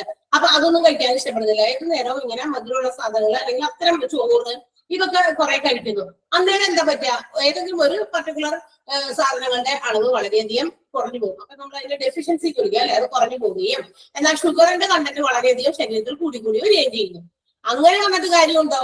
അങ്ങനെ വന്നിട്ട് കാര്യമില്ല. നമ്മൾ പറയാറില്ലേ ഫുഡ് കഴിക്കുക, അപ്പൊ എന്തെങ്കിലുമൊക്കെ എന്താ പറയാ ആ സമയത്തിന് കഴിക്കുക എന്നാണ്. എന്തെങ്കിലുമൊക്കെ സമയത്തിന് കഴിക്കുന്നതിനേക്കാൾ നമ്മുടെ ഫുഡ് ഹാബിറ്റ്സിൽ നമ്മൾ എല്ലാത്തിന്റെയും അളവുകൾ കൃത്യമായി നമ്മുടെ ശരീരത്തിൽ ബാലൻസ്ഡ് ആയി പോകുന്ന രീതിയിലുള്ള ഫുഡ് ഐറ്റംസ് ആണ് കഴിക്കേണ്ടത്. ചെറിയ ക്ലാസ്സിലെ കുട്ടികളുടെ ബുക്ക് നോക്കി കഴിഞ്ഞാൽ മനസ്സിലാകും. സയൻസ് ഒക്കെ എടുത്തു നോക്കി വെറുതെ വായിച്ചു നോക്കിയാൽ മതി. വെറുതെ ജസ്റ്റ് സമയം കിട്ടുമ്പോൾ വെറുതെ ഒന്ന് ഇരിക്കുമ്പോൾ വായിച്ചു നോക്കാം. അപ്പൊ നമ്മൾ ഇപ്പൊ മുട്ടയിൽ നിന്ന് കിട്ടേണ്ടത് എന്തൊക്കെയാണ്? അപ്പൊ അത് നമ്മൾ വൺസ് ഇൻ എ വീക്ക് എങ്കിലും ഒന്നോ രണ്ടോ പ്രാവശ്യം നമ്മൾ അത് കഴിക്കുന്നുണ്ടോ? അത് മുട്ട എനിക്ക് ഇഷ്ടമല്ല, അത് കഴിക്കണ്ട. അപ്പൊ അതുകൊണ്ട് ഞാൻ അത് കഴിക്കുന്നില്ല എങ്കിൽ അതിൽ നിന്ന് കിട്ടേണ്ട പ്രോട്ടീൻസോ വൈറ്റമിൻസോ കാൽഷ്യോ അങ്ങനെ എന്തൊക്കെയാണോ അത് നമ്മുടെ ശരീരത്തിൽ അതിന്റെ അഭാവം വരും അല്ലെ? അല്ലെങ്കിൽ മീറ്റ്, ഫിഷ്, അതിൽ നിന്നൊക്കെ കിട്ടേണ്ടത് ഓരോന്നൊക്കെ ഉണ്ട്. അപ്പൊ ഇതൊക്കെ നമ്മുടെ ശരീരത്തിൽ കുറഞ്ഞു പോകും. അപ്പൊ അങ്ങനെയാകുമ്പോൾ അത്തരം സാധനങ്ങൾ ഉള്ള അല്ലെങ്കിൽ ആ ഒരു പർട്ടിക്കുലർ സാധനം ഉള്ള ഫുഡ് ഐറ്റം നമ്മൾ തേടിപ്പോയി അത് വാങ്ങിച്ച് കഴിക്കേണ്ടി വരും. കാരണം ഇതൊക്കെ നമ്മുടെ ശരീരത്തിൽ ബാലൻസ്ഡ് ആകണം. ആൻഡ് ഈ ബാലൻസ് തെറ്റിപ്പോകുമ്പോൾ ഇറ്റ് ബിക്കംസ് എ ഡിസീസ്. അങ്ങനെ ബാലൻസ്ഡ് അല്ലാതാകുമ്പോഴാണ് അതിന് നമ്മൾ വിളിക്കുക ഇംബാലൻസ് അല്ലെങ്കിൽ ഡിസ്റ്റർബൻസ് എന്ന് വിളിക്കുക. ഓക്കെ. അപ്പൊ ഷുഗർ ഇംബാലൻസ് എന്ന് പറഞ്ഞാൽ എന്താ? ചിലപ്പോ ഷുഗർ ഭയങ്കര കൂടുതലായിരിക്കും, അല്ലെങ്കിൽ ഷുഗർ ഒട്ടുമില്ല. അതിനെയാണ് ഷുഗർ ഇംബാലൻസ് എന്ന് വിളിക്കുക. അപ്പൊ നമ്മുടെ ശരീരത്തിൽ തന്നെ ഷുഗർ, നമ്മൾ കഴിക്കുന്ന ഫുഡിന്റെ അകത്തുണ്ടാകുന്ന ഷുഗർ അതിനെ ബ്രേക്ക് ഡൗൺ ചെയ്ത് കളയാനായിട്ട്, അതായത് കരിച്ച് ബേൺ ചെയ്തൊക്കെ കളയാനായിട്ട് നമ്മുടെ ശരീരത്തിൽ നിന്ന് ഇൻസുലിൻ പ്രൊഡ്യൂസ് ചെയ്യപ്പെടുന്നുണ്ട്. എന്നാൽ നമ്മളിങ്ങനെ ഏജ്ഡ് ആകും തോറും ഇൻസുലിന്റെ പ്രൊഡക്ഷൻ കുറയും. അന്നേരം നമ്മൾ എന്ത് ചെയ്യണം? സ്വാഭാവികമായിട്ടും ഇൻസുലിൻ പ്രൊഡക്ഷൻ കുറവായിരിക്കും. ഇനി കുറഞ്ഞു വരും. കാരണം ഇത്രയൊക്കെ പ്രായമായില്ലേ, പണ്ടത്തെ പോലെയല്ലല്ലോ എന്നൊക്കെ വിചാരിച്ച് നമ്മൾ എന്ത് ചെയ്തോളണം? പതുക്കെ ഷുഗറിന്റെ കണ്ടന്റ് കുറയ്ക്കാൻ നോക്കണം. ചായ ചിലപ്പോൾ 2 3 കഴിച്ചിരുന്നത് 1 ആയിട്ട് ചുരുക്കണം. പിന്നെ രാവിലെ കുറച്ചു നേരമൊക്കെ നടക്കണം. അങ്ങനെ കുറെ കാര്യങ്ങളൊക്കെ ഉണ്ടല്ലോ. അപ്പൊ അതിനൊക്കെ നമ്മൾ ബാലൻസ് ചെയ്യാൻ വേണ്ടിയിട്ട്. അതല്ല പണ്ടത്തെ പോലെ തന്നെയാണ് ഇപ്പോഴും നമ്മൾ അങ്ങനെ ചെയ്തുകൊണ്ടിരിക്കുന്നതെങ്കിൽ ആ ഇൻസുലിൻ പ്രൊഡക്ഷൻ അത്രയും അധികം ഇല്ലാത്തത് കൊണ്ട് എന്ത് പറ്റും, നമ്മൾ കഴിക്കുന്ന ഭക്ഷണങ്ങളിലെ ഷുഗർ കണ്ടന്റുകൾ അതിങ്ങനെ ബ്ലഡിനകത്തേക്ക് എന്ത് ചെയ്യും, ലയിക്കാനായിട്ട് തുടങ്ങും. അപ്പോഴാണ് ഷുഗർ ബ്ലഡിനകത്തൊക്കെ ഷുഗർ വരിക എന്നൊക്കെ പറയാം. അതായത് ഷുഗർ കൂടും. പിന്നെ പുറത്തുനിന്ന് ഇൻസുലിൻ പുറത്തുനിന്ന് ഇഞ്ചെക്ട് ചെയ്ത് നമ്മുടെ ശരീരത്തിലേക്ക് കയറ്റിയിട്ട് വരും. ഓക്കെ, അപ്പൊ അങ്ങനെ പലതിനും ഇംബാലൻസ് ഉണ്ട്. അങ്ങനെ ഒരു ഇംബാലൻസ് ആണ് മിനറൽസിനെ സംബന്ധിച്ചിട്ടുള്ളത്. Certain minerals will be more or too high or too low. ചില മിനറൽസ് നമ്മുടെ ശരീരത്തില് എന്താണ് ഭയങ്കര കൂടുതലോ ചിലപ്പോൾ ഭയങ്കര കുറവോ ഒക്കെ. അതിന് ഉദാഹരണം പറയുന്നത് സോഡിയം, പൊട്ടാസ്യം പോലെയുള്ള minerals if it is too high or too low, ആവശ്യത്തിനില്ല, ചിലർക്ക് ഭയങ്കര കൂടുതല്. ഈ ഒരു അവസ്ഥേനെയാണ് നമ്മൾ ഇലക്ട്രോലൈറ്റ് ഇംബാലൻസ് എന്ന് വിളിക്കുക. Okay, minerals such as sodium or potassium is too low or too high. Such a situation is called electrolyte imbalance or disturbance എന്ന് വിളിക്കും. അപ്പൊ അത് എന്തിന്റെ ചിലപ്പോ എന്തിന്റെ ഒരു സിംറ്റം ആയിരിക്കാം, കിഡ്നി ഡിസീസസിന്റെ ഒരു സൈൻ, ഒരു അടയാളമായിരിക്കാം. അങ്ങനെ ഇലക്ട്രോലൈറ്റ് ഡിസ്റ്റർബൻസ് വരുന്നതിന്റെ കാരണം ചിലപ്പോ നമ്മുടെ കിഡ്നി ഫെയിലിയർ അല്ലെങ്കിൽ കിഡ്നി പ്രോബ്ലംസ് എന്തുകൊണ്ട് അങ്ങനെ ആയിരിക്കാം. അപ്പൊ അത് നമ്മളുടെ ഈ ഒരു നെഫ്രോളജി ഡിപ്പാർട്ട്മെന്റിലാണ് ക്യൂർ ചെയ്യുന്നത്. And also hyper tension, HTN, HPN, HT എന്നൊക്കെ ഹൈപ്പർ ടെൻഷൻ നമുക്ക് ഷോർട്ട് ഫോമിൽ പറയാം. It is high blood pressure അല്ലെ, അതുപോലെ തന്നെയാണ്. അപ്പൊ ബ്ലഡ് പ്രഷർ അതുപോലെ തന്നെ കുറച്ച് എന്താ പറയുക ഒരു നോർമൽ റേറ്റ് ഉണ്ട്, അതിനേക്കാൾ കൂടുതലായി പോകുക, അതിനെയാണ് ഹൈപ്പർ ടെൻഷൻ എന്ന് വിളിക്കാം. അപ്പൊ അത് ഇവിടെ ട്രീറ്റ് ചെയ്യുന്നുണ്ട്. റിനൈൽ റീപ്ലേസ്മെന്റ് തെറാപ്പി. എന്താ റിനൈൽ മീൻസ് REN, മെഡിക്കൽ ഭാഷയിൽ REN എന്ന് ഷോർട്ടാക്കി വിളിക്കും. കിഡ്നി റീപ്ലേസ്മെന്റ് ആണ് കേട്ടോ. കിഡ്നി റീപ്ലേസ്മെന്റ് തെറാപ്പി, ഡയാലിസിസ് ഒക്കെ ഇതിനകത്ത് നടക്കുന്നുണ്ട്. And also transplantation of kidney, അതും ഇതിനകത്ത് ആണ് നടക്കുന്നത്. And it is done by അല്ലെങ്കിൽ പെർഫോംഡ് ബൈ നെഫ്രോളജിസ്റ്റ്. നേരത്തെ ന്യൂറോ സർജൻ ആണ് ന്യൂറോളജിസ്റ്റില് സർജറിക്കൽ പ്രൊസീജിയേഴ്സ് ഒക്കെ ഹാൻഡിൽ ചെയ്യുന്നതെന്ന് പറഞ്ഞു. പക്ഷെ ഇവിടെ അങ്ങനെയില്ല, നെഫ്രോളജിസ്റ്റുകൾ തന്നെയാണ് കിഡ്നി ട്രാൻസ്പ്ലാന്റേഷനും ഡയാലിസിസും അതുപോലെ തന്നെ റിപ്ലേസ്മെന്റ് തെറാപ്പീസും ഒക്കെ പ്രൊവൈഡ് ചെയ്യുന്നത്. കിട്ടിയാണ്? മനസ്സിലായോ എന്താന്ന്? കുഞ്ഞു കാര്യമുള്ളൂ, പക്ഷെ ഇച്ചിരി കൂടുതലുണ്ടായിരുന്നു. അതാണ് ഇലക്ട്രോലൈറ്റ് ഡിസ്റ്റർബൻസ് എന്നാണ് പറഞ്ഞതുകൊണ്ടാണ് അത്രയും. ഹൈപ്പർ ടെൻഷൻ അറിയാം, ഹൈ ബ്ലഡ് പ്രഷർ ആണ് അല്ലെ, ഹൈ ബ്ലഡ് പ്രഷർ ആണ് ഹൈപ്പർ ടെൻഷൻ എന്ന് പറയുന്നത്. Okay, and the next one is nuclear medicine. അതുകൂടി നമ്മൾ പറഞ്ഞിട്ട് നോട്ട് ഉണ്ടെങ്കിൽ എഴുതാം. ഓക്കെ, ന്യൂക്ലിയർ മെഡിസിൻ ആണ്. What is nuclear medicine? It's that imaging, medical imaging ആണ് ഇത്. അതായത് മെഡിസിൻസിനേക്കാൾ ഉപരി ഇത് നമ്മൾ എന്താ പറയാ ചില രോഗങ്ങൾ എന്താണെന്ന് ഡയഗ്നോസിസ് ചെയ്യാൻ വേണ്ടിയിട്ട് ഇമേജിംഗ് ടെസ്റ്റ് ആണ്. നമ്മൾ നേരത്തെ ലബോറട്ടറി ടെസ്റ്റുകളുടെ കാര്യങ്ങൾ പറഞ്ഞു അല്ലെ, ലാബ് ടെസ്റ്റുകളെ കുറിച്ച് പറഞ്ഞു. അതായത് ലാബ് ടെസ്റ്റ് നമ്മുടെ ബോഡിക്ക് ആകുന്ന ഫ്ലൂയിഡുകൾ എന്തെങ്കിലും പുറത്തെടുത്ത് വെച്ചിട്ട് ലാബിൽ കൊണ്ടുപോയിട്ട് ടെസ്റ്റ് ട്യൂബിലൊക്കെ ആക്കി അത് മൈക്രോസ്കോപ്പിൽ കൂടി ഒക്കെ നോക്കി മറ്റു കാര്യങ്ങളൊക്കെ ടെസ്റ്റ് ചെയ്ത് അതിന്റെ റിസൾട്ട് കൊടുത്തു കഴിഞ്ഞാൽ physicians can confirm the disease, എന്ത് രോഗമാണെന്ന് കൺഫേം ചെയ്യാനുള്ള ഒരു ഹെൽപ്പാണ്, സപ്പോർട്ടാണ് ക്ലിനിക്കൽ ലബോറട്ടറീസ് ചെയ്തു കൊടുക്കുന്നത്. ആൻഡ് ന്യൂക്ലിയർ മെഡിസിൻ എന്ന് പറയുന്നത് ഇവിടെ ഒരു ഇമേജിംഗ് ടെസ്റ്റ് ആണ്. നമ്മുടെ ശരീരത്തിന്റെ ബോഡിക്ക് അകത്തുനിന്ന് ഫ്ലൂയിഡ്സ് ഒന്നും പുറത്തേക്ക് എടുക്കുന്നില്ല. ഇൻസ്റ്റഡ് അതിന് പകരം എന്താ ചെയ്യുന്നത്? A small amount of radio active materials will be എന്താ പറയാ ഇൻസേർട്ടഡ് ടു അവർ ബോഡി. നമ്മുടെ ശരീരത്തിലേക്ക് ഇൻട്രാവിനസ് കൂടി, അതായത് IV ഉപയോഗിച്ച് എന്ത് ചെയ്ത് വേരിയും കൂടി പ്ലേസ് ചെയ്ത് അകത്തേക്ക് റേസ് കടത്തിവിട്ട്, ദാറ്റ് മീൻസ് അതിന്റെ പേര് ഇതാണ്, റേഡിയോ ഫാർമാസ്യൂട്ടിക്കൽസ് എന്നാണ്. ഇത് റേഡിയോ ഐസോട്ടോപ്സ്, വിവിധങ്ങളായിട്ടുള്ള റേഡിയോ ഐസോട്ടോപ്സ് ഒക്കെ കടത്തി ശരീരത്തിന്റെ അകത്തേക്ക് വിട്ടിട്ട് ചില രോഗങ്ങളെ ഡയഗ്നോസിസ് ചെയ്യാനുള്ള ഒരു മെഡിക്കൽ ഇമേജിംഗ് രീതിയാണ്. എന്നിട്ട് അതിങ്ങനെ കടത്തി വിടുമ്പോ അതിന്റെ ആ ഒരു പിക്ചേഴ്സ് അല്ലെങ്കിൽ അത് പോകുന്ന വഴിയൊക്കെ മനസ്സിലാക്കി കൊടുത്തുകൊണ്ട് നമുക്ക് നമ്മുടെ PC കമ്പ്യൂട്ടറിനകത്ത് ഡിസ്പ്ലേ ചെയ്യിച്ച് എവിടേക്കാണ് രോഗം എന്ന് മനസ്സിലാക്കാൻ പറ്റും. ചില രോഗങ്ങൾക്ക് നമ്മൾ അങ്ങനെ കണ്ടിട്ടുണ്ട് പലതിനും അല്ലെ. അപ്പൊ ഈ എന്താ പറയാ ഇപ്പൊ മൂക്കിനകത്തേക്ക് ഒരു എന്തെങ്കിലും സാധനം കയറ്റി വിട്ടിട്ട് ആ മൂക്കിന്റെ നേസൽ പാസേജ് വഴിയൊക്കെ പോകുമ്പോ എന്തെങ്കിലും പ്രശ്നങ്ങൾ ആ ഓർഗൻസിൽ ബാധിച്ചിട്ടുണ്ടോ, അതുകൊണ്ട് എന്തെങ്കിലും പ്രശ്നങ്ങൾ എന്തെങ്കിലും രോഗം വരുമ്പോഴാണ് നമുക്ക് ഇതിനൊക്കെ കൊണ്ടുപോകുക. അപ്പൊ അത് കണ്ടുപിടിക്കാൻ പറ്റും. അപ്പൊ ഇതിനകത്തേക്ക് ഇങ്ങനെ പ്ലേസ് ചെയ്യുള്ളൂ. നമ്മുടെ കയ്യിലിരിക്കുന്ന എന്തെങ്കിലും ഉപാധി വെച്ചിട്ട് ഇതിന്റെ മുഖത്ത് ഏകദേശം എത്ര വരെയൊക്കെ നമുക്ക് കാണാൻ പറ്റും? വളരെ കുറച്ചുള്ള ദൂരം വരെ കാണാൻ പറ്റുള്ളൂ. അതൊക്കെ കഴിയുമ്പോൾ അവിടേക്ക് താഴേക്ക് ഇങ്ങനെ വളവും കർവും ഒക്കെ ആയിട്ടുള്ള ഒരു പാസേജ് ആയിരിക്കും. അവിടേക്കൊക്കെ നമ്മുടെ ഇങ്ങനെ എന്തു പാതി വെച്ച് നമ്മൾ നോക്കിയാൽ ഇങ്ങനെ വളച്ചു തിരിച്ചൊന്നും എടുക്കാൻ പറ്റില്ല. ഇപ്പൊ ടോർച്ചൊക്കെ അടിച്ചു നോക്കി ചെവിക്കാത്ത അല്ലെങ്കിൽ എന്തെങ്കിലും പ്രശ്നമുണ്ടോ അങ്ങനെ നോക്കാൻ പറ്റില്ല. അതുകൊണ്ട് ഇത്തരം സ്പെഷ്യലി ക്യാമറാസ് ഫിറ്റ് ചെയ്ത ചില ഉപകരണങ്ങളാണ് അതിന് വേണ്ടിയിട്ട് ഹോസ്പിറ്റൽസിലെ ഡോക്ടേഴ്സ് ഉപയോഗിക്കുക. ന്യൂക്ലിയർ മെഡിസിൻസ് ഉപയോഗിച്ച് ഈ റേസ് ശരീരത്തിലേക്ക് കടത്തിവിട്ട് അത് പാസ് ചെയ്ത വഴി കൂടിയൊക്കെ എവിടേക്കാണോ അസുഖങ്ങൾ ഉള്ളത് എന്നൊക്കെ മനസ്സിലാക്കാനും അത് നമ്മുടെ കമ്പ്യൂട്ടറിൽ ഡിസ്പ്ലേ ചെയ്ത് അവർക്ക് ഏതാണെന്ന് മനസ്സിലാക്കാനൊക്കെ പറ്റും. അതിന് വേണ്ടിയിട്ട് ഏതൊക്കെ തരത്തിലുള്ള രോഗങ്ങളാണ് അത് അങ്ങനെ ട്രീറ്റ് ചെയ്യുന്നത്, അല്ലെങ്കിൽ അത്തരം ഏതൊക്കെ രോഗങ്ങൾക്ക് ഡയഗ്നോസിസ് ചെയ്യാനാണെന്ന് എടുത്തു പറയുന്നുണ്ട്. Sometimes of cancers, heart abnormalities, നമ്മുടെ ക്യാൻസർ സംബന്ധമായിട്ടുള്ള പ്രശ്നങ്ങള്, ഹാർട്ടിന്റെ പല ക്രമക്കേടുകള് അങ്ങനെയുള്ളത്, പിന്നെ ഗ്യാസ്ട്രോഇന്റെസ്റ്റിനൽ, അതായത് നമ്മുടെ വയർ സംബന്ധമായിട്ടുള്ള പ്രശ്നങ്ങൾ, എൻഡോക്രൈൻ സിസ്റ്റത്തെ ബാധിക്കുന്ന പ്രശ്നങ്ങൾ, ന്യൂറോളജിക്കൽ ഡിസോർഡേഴ്സ്, ഇതെല്ലാം തന്നെ ഈ പറയുന്ന ഒരു രീതിക്കാണ് എന്താ ഡയഗ്നോസിസ് ചെയ്യുന്നത്, കണ്ടെത്തുന്നത് ന്യൂക്ലിയർ മെഡിസിൻസ് ഉപയോഗിച്ചിട്ടാണ്. ആൻഡ് ഇതിനകത്ത് ഉപയോഗിക്കുന്നത് ന്യൂക്ലിയർ റേഡിയോ ആക്റ്റീവ് മെഡിസിൻസ് ആണ്, അതായത് മെറ്റീരിയൽസ് ആണ്. അതിനെ കളക്റ്റീവായിട്ട് നമ്മൾ പറയുന്ന പേരാണ് റേഡിയോ ഫാർമസ്യൂട്ടിക്കൽസ് കേട്ടോ. ആ റേഡിയോ ആക്റ്റീവ് മെറ്റീരിയൽസിനെ നമ്മൾ ഇങ്ങനെ ഒരുമിച്ച് പറയുന്ന പേരാണ് റേഡിയോ ഫാർമസ്യൂട്ടിക്കൽസ് ഉണ്ട്. ഇനി ഇതിന് എന്താ പറയാ ഏതൊക്കെ അസുഖങ്ങളാണ് എക്സാമ്പിൾസ് പറയുന്നുണ്ട്, ഏതൊക്കെ ഡിസീസസ് ആണ് നമ്മൾ ന്യൂക്ലിയർ മെഡിസിൻസിലൂടെ നമുക്ക് ഡയഗ്നോസിസ് ചെയ്യാൻ പറ്റാതെ വീണ്ടും പറയുന്നുണ്ട്. Hyperthyroidism, thyroid cancer, lymphomas, bone pain and also sometimes of cancers. എന്താ ന്യൂക്ലിയർ മെഡിസിൻ ഉപയോഗിച്ച് നമുക്ക് ഡയഗ്നോസിസ് ചെയ്യാവുന്ന രോഗങ്ങളുടെ പേരുകള്? Hyperthyroidism. എന്താ ഹൈപ്പർ തൈറോയിഡിസം?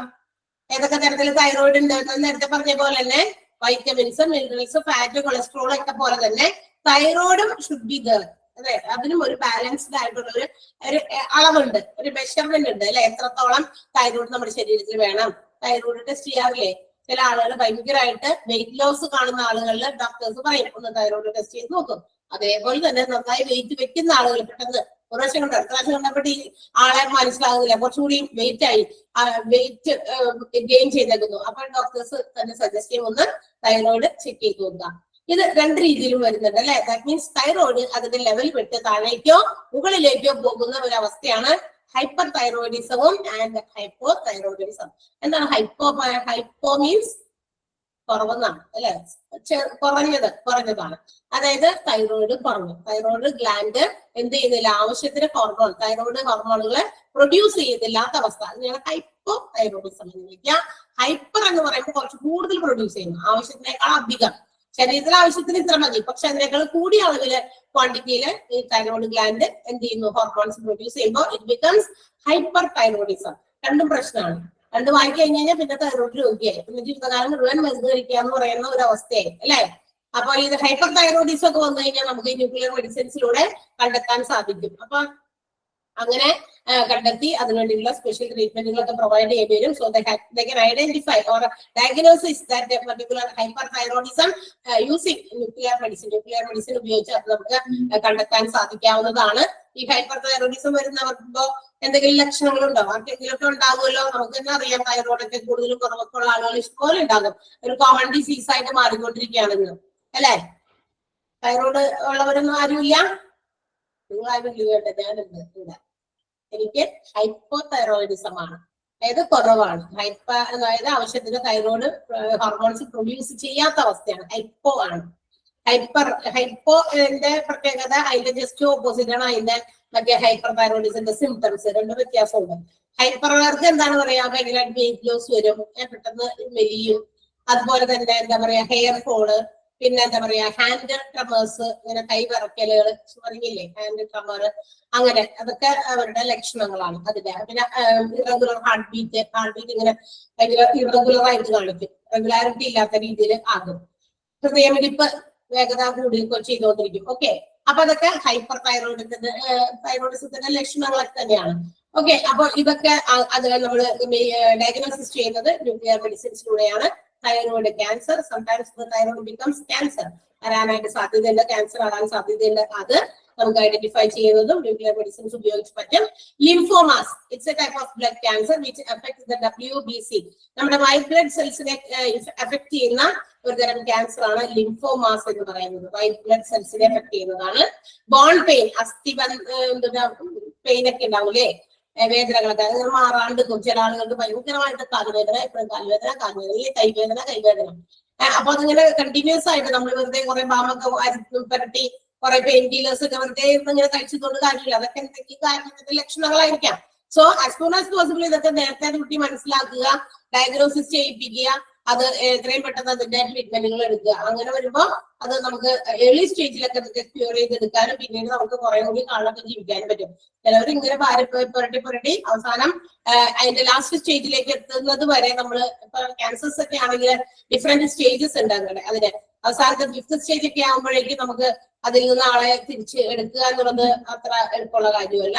അപ്പൊ അങ്ങനെ വരാതിരിക്കാനായിട്ടുള്ള നേരത്തെ തന്നെ, അല്ലെങ്കിൽ നമ്മളല്ലെങ്കിലും ഈ എന്താ പറയാ മടിച്ചുകളൊക്കെയാണ്.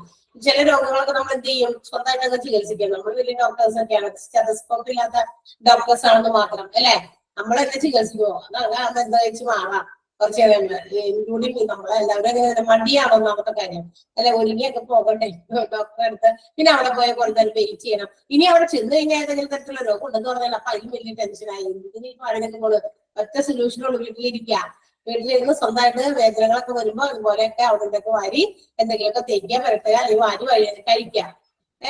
മെഡിസിൻസ് ഒക്കെ സ്വന്തമായിട്ട് എടുക്കുക. അതൊക്കെ പാടില്ല എന്നാട്ടാ ഞാൻ പറഞ്ഞത്. അത് ചെയ്യരുത്. അത് നമ്മള് വെറുതെ ഇന്നത്തെ കാലത്ത് എന്തൊക്കെ അസുഖങ്ങൾ പെട്ടെന്നൊക്കെ വരുമ്പോ നമ്മളതിനൊക്കെ പെട്ടെന്ന് തന്നെ ഡോക്ടേഴ്സിനെ കാണിക്കുക.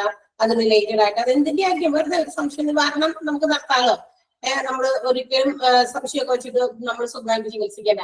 ആൻഡ് ഫോർ ദിസ് പർപ്പസ് ഈ റേഡിയോ ആക്റ്റീവ് ഐസോടോപ്സ് ഒക്കെ ഉപയോഗിക്കുമ്പോൾ ഈ സ്പെഷ്യലി ഡിസൈൻഡ് ക്യാമറാസ് ആണ് ഇതിനകത്ത് ഈ ഡോക്ടേഴ്സ് ഹാൻഡിൽ ചെയ്യുന്നത്. നമ്മുടെ മൊബൈൽ ഫോണുകളിലൊക്കെ ഓരോ ക്യാമറാസ് ഉണ്ട് അല്ലെ, ഫ്രണ്ട് ക്യാം, ബാക്ക് ക്യാം എന്നൊക്കെ പറഞ്ഞിട്ട് ഒരുപാട് ക്യാമറ മാത്രം നോക്കി ഫോൺ എടുക്കുന്ന കുട്ടികളുണ്ട്. അപ്പൊ ക്യാമറയുടെ എന്താ പറയാ ഒരു ക്ലാരിറ്റി ഒക്കെ നോക്കിയിട്ട് എടുക്കുന്നത്. അപ്പൊ ഇന്ന ഫോണൊക്കെ ഭയങ്കര ക്ലാരിറ്റിയാണ്. ഫോൺ ഈ കുട്ടികളുടെ കയ്യിൽ ഏറ്റവും കൂടുതൽ പർപ്പസ് ഇവരുടെ ഫോട്ടോ എടുക്കുക മാത്രമാണ്. അതിന് വേണ്ടിയിട്ടാണ് അവർ കൂടുതൽ ഫോണുകൾ അധികം ചോദിക്കുക. അപ്പൊ അത് ക്ലാരിറ്റിയുള്ള ഇത്ര ക്യാമറ ഇത്ര ഇതാണ് എന്നൊക്കെ പറഞ്ഞിട്ട് കുട്ടികൾക്ക് അറിയാം അതൊക്കെ പറയാനായിട്ട്, നമുക്കൊന്നും പിടിക്കാൻ കിട്ടില്ല. അപ്പൊ അത്തരം ക്യാമറാസ് അതുപോലെ ഭയങ്കര സ്പെഷ്യലി ഈ ഒരു റേഡിയോ ആക്റ്റീവ് ഐസോടോപ്സ് കടന്നു പോകുന്ന വഴി കൂടിയൊക്കെ ഈ ഒരു ക്യാമറ വെച്ചാലാണ് ഇവർക്ക് ഇത് മനസ്സിലാക്കുള്ളൂ. എവിടേക്കാണ് ഉള്ളിലുള്ള ആന്തരിക അവയവങ്ങളാണല്ലോ. ഇതിനെയൊക്കെ നമുക്ക് പണ്ടൊക്കെ ആൾക്കാർ ഇതൊക്കെ കീറി മുറിച്ചൊക്കെ വെച്ചിട്ടാണ് ഡോക്ടേഴ്സ് ഇതിന്റെ ഉള്ളിലുള്ള അവയവങ്ങൾക്ക് എന്തെങ്കിലും ഡിസീസസ് ഉണ്ടെങ്കിൽ ഡയഗ്നോസിസ് ചെയ്തിരുന്നത്. പക്ഷെ ഇന്ന് അതൊന്നും വേണ്ട, വലിയ ഓപ്പറേഷൻസ് ഒക്കെ നടത്തിയിരുന്നു. പക്ഷെ ഇപ്പൊ അതൊന്നും വേണ്ട. ഇത്തരം റേഡിയോ ആക്റ്റീവ് ആയിട്ടുള്ള ഭയങ്കര ഹൈ ആക്സിലറേറ്റഡ് ആയിട്ട് വോൾട്ടേജ് ഉള്ള ഈ റേസ് ശരീരത്തിന്റെ ഇന്നർ പാർട്സിലേക്ക് കടത്തി വിട്ടിട്ട് അതിനകത്ത് സ്പെഷ്യലി ഡിസൈനുള്ള ക്യാമറാസ് ഫിക്സ് ചെയ്തിട്ടാണ് ഇതൊക്കെ നമ്മുടെ കമ്പ്യൂട്ടറിലേക്ക് പതിപ്പിച്ച് കാര്യങ്ങൾ മനസ്സിലാക്കുന്നത്. അതിന് സ്പെഷ്യൽ ഡിസൈൻഡ് ക്യാമറാസ് ആണ് ഉപയോഗിക്കുക റേഡിയോ ആക്റ്റീവ് ആയിട്ടുള്ള ട്രേസേഴ്സിന് വേണ്ടിയിട്ട്. ഇനി ആൻഡ് ഓൾസോ അത് എന്താ പറയാ, നൗ ഇന്ന് ഏറ്റവും കൂടുതൽ മൊഡാലിറ്റീസിൽ, അതായത് ഏറ്റവും ന്യൂക്ലിയർ മെഡിസിൻസിൽ ഏറ്റവും എന്താ പറയാ ആധുനികമായിട്ട് ഉപയോഗിക്കുന്ന രണ്ട് ഡയഗ്നോസ്റ്റിക് രീതി അല്ലെങ്കിൽ ഇൻട്രാവീനസ് ഉപയോഗിക്കുന്ന മോസ്റ്റ് കോമൺ ആയിട്ടുള്ള ന്യൂക്ലിയർ മെഡിസിൻസ് രണ്ടെണ്ണത്തിന്റെ പേരുകൾ എടുത്തു പറയുന്നുണ്ട്. ഒന്ന് സ്പെക്റ്റും മറ്റൊന്ന് പെറ്റുമാണ്. SPECT and PET. സ്പെക്ട് എന്ന് പറഞ്ഞാൽ സിംഗിൾ ഫോട്ടോൺ എമിഷൻ കമ്പ്യൂട്ടർ ടോമോഗ്രഫിയും പെറ്റ് പൊസിട്രോൺ എമിഷൻ ടോമോഗ്രഫിയുമാണ്. ഓക്കെ, രണ്ട് മൊഡാലിറ്റീസ് ആണ് ന്യൂക്ലിയർ മെഡിസിൻസ് ഉപയോഗിച്ച് ഡയഗ്നോസിസ് ചെയ്യുന്ന രണ്ട് മൊഡാലിറ്റീസ് ഏതൊക്കെയാ, കോമൺ മൊഡാലിറ്റീസ് ഏതൊക്കെയാന്ന് ചോദിച്ചാൽ ഓർക്കണം, മറക്കരുത്. സ്പെക്ട് ആൻഡ് പെറ്റ് ആണ്. അതിന്റെ ഫുൾ ഫോംസും പഠിക്കണം. Single photon emission computer tomography, pet positron emission tomography.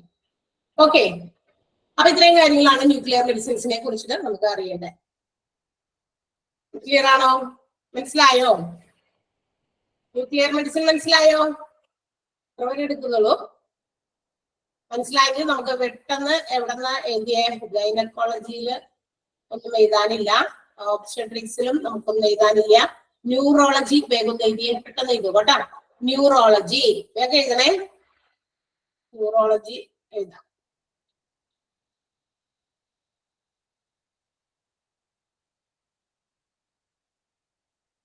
ന്യൂറോളജിയില് താഴെ എഴുതാം മോട്ടോർ സ്ട്രെങ്ത് എഴുതാം കേട്ടോ. മോട്ടോർ സ്ട്രെങ്ത് എഴുതാം.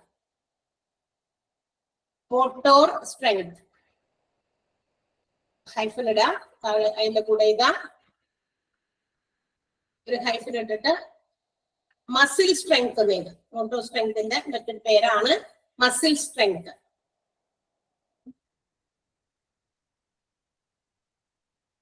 അതിന്റെ കൂടെ ഹൈഫൻ ഇട്ടിട്ട് വീണ്ടും എഴുതാം. It is diagnosing methods diagnosing methods used to examine, to examine the movement of muscles and joints. To examine the movement, movement, movement of muscles and joints.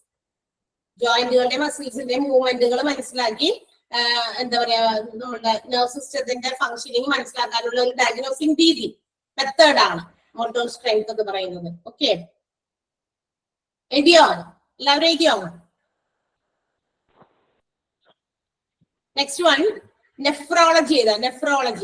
നെഫ്രോളജിയിൽ electrolyte disturbance ചെയ്താ. നെഫ്രോളജിയില് electrolyte disturbance.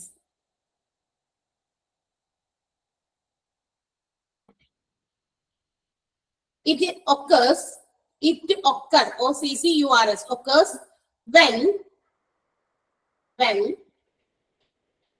there is too much, TOO, double O ആണ് ട്ടോ, too much or not enough minerals.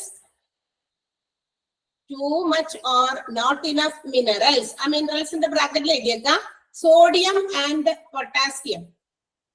Sodium potassium പോലത്തെ minerals ആണ് അനുദ ഉദാഹരണം പറഞ്ഞത്. ഇത് മിനറൽസ് ഒന്ന് ജസ്റ്റ് ഒന്ന് നമ്മൾ സ്പെസിഫൈ ചെയ്തത് മാത്രം. മിനറൽസ് ബ്രാക്കറ്റില് സോഡിയം, പൊട്ടാസ്യം, ബ്രാക്കറ്റ് ക്ലോസ് ചെയ്യാം. In our body sodium potassium പോലെയുള്ള മിനറൽസ് നമ്മുടെ ശരീരത്തിൽ അധികമാകുകയോ ഇല്ലാതെ പോകുകയോ ചെയ്യുമ്പോൾ ഉണ്ടാകുന്ന അവസ്ഥയാണ് ഇലക്ട്രോലൈറ്റ് ഡിസ്റ്റർബൻസ് അല്ലെങ്കിൽ ഇലക്ട്രോലൈറ്റ് ഇംബാലൻസ് എന്ന് വിളിക്കുക. ക്ലിയർ? കിട്ടിയോ? In our body. മനസ്സിലായോ? And the next one hyper tension.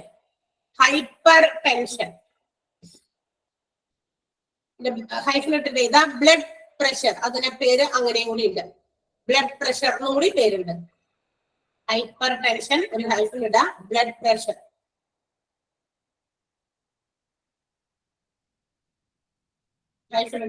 It is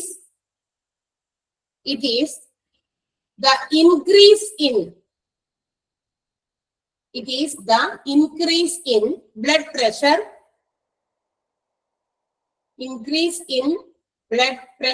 beyond the limit.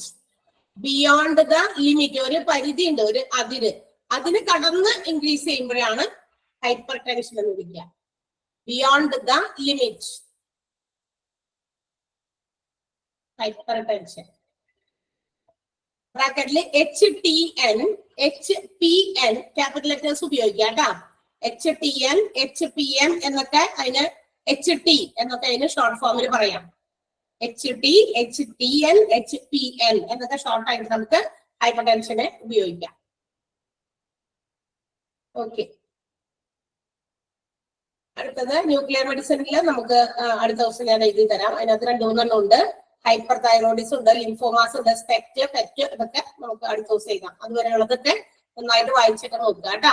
നിങ്ങൾക്ക് ടൈം എക്സാമിന്റെ ആ ഒരു ഇതിനെ കുറിച്ചിട്ടുള്ള മാറ്റങ്ങളൊക്കെ അറിയിച്ചുകൊണ്ട് ഒരു ഇതൊക്കെ ഇട്ടിട്ടുണ്ട്. നിങ്ങൾ അതിന്റെ റെക്കോർഡ് വീഡിയോ ഒക്കെ കാണണേ. എക്സാമിന്റെ കാര്യങ്ങളുമായിട്ട് ബന്ധപ്പെട്ട് കുറച്ച് ഇൻഫോർമേഷൻസ് ഒക്കെ സാറിന്റെ ഒരു വീഡിയോ നിങ്ങൾക്ക് തന്നിട്ടുണ്ടല്ലോ, ഇല്ലേ? എന്നോ അപ്പൊ അതൊക്കെ ക്ലിയർ ആയിട്ട് കേൾക്കണം. നമുക്ക് തന്നിരിക്കുന്ന പുതിയ എക്സാമിന്റെ വരുന്ന പാറ്റേണിൽ വന്ന ചേഞ്ചസ് ആണ് എക്സാം ബോർഡിൽ നിന്ന്. അപ്പൊ അതനുസരിച്ചിട്ടായിരിക്കും നമുക്ക് എക്സാംസ് ഒക്കെ ഉണ്ടാകുക. അപ്പൊ ആ മോഡ്യൂളുകളൊക്കെ ആ രീതിയിലൊക്കെ അറേഞ്ച് ചെയ്തിട്ടുണ്ട്. എന്തായാലും എല്ലാ ചാപ്റ്റേഴ്സും നിങ്ങൾ എടുക്കണ്ടോ എന്ന ടൈം കൊണ്ട് എന്നൊക്കെ നിങ്ങൾ അവിടെ നോക്കിയാൽ മതി. അതെന്തെങ്കിലും അതിനകത്ത് എന്തെങ്കിലും ചെറുതായിട്ട് മാറ്റം ഉണ്ടെങ്കിൽ എന്നോടൊന്ന് ജസ്റ്റ് ഒന്ന് അറിയിക്കണം, ഏതെങ്കിലും അങ്ങനെ എടുക്കുമ്പോ കേട്ടോ. കാരണം നമ്മൾ ഇവിടെ ഇങ്ങനെ ചാപ്റ്റേഴ്സ് ഇങ്ങനെ എടുത്തു പോകും. അവരവരുടെ ചാപ്റ്റേഴ്സ് ചിലപ്പോ ഇങ്ങനെ അറിയാതെയൊക്കെ ചിലപ്പോൾ വേറെ ഏതെങ്കിലും പേപ്പേഴ്സിലെ ചാപ്റ്റർ ആയിരിക്കും വരിക.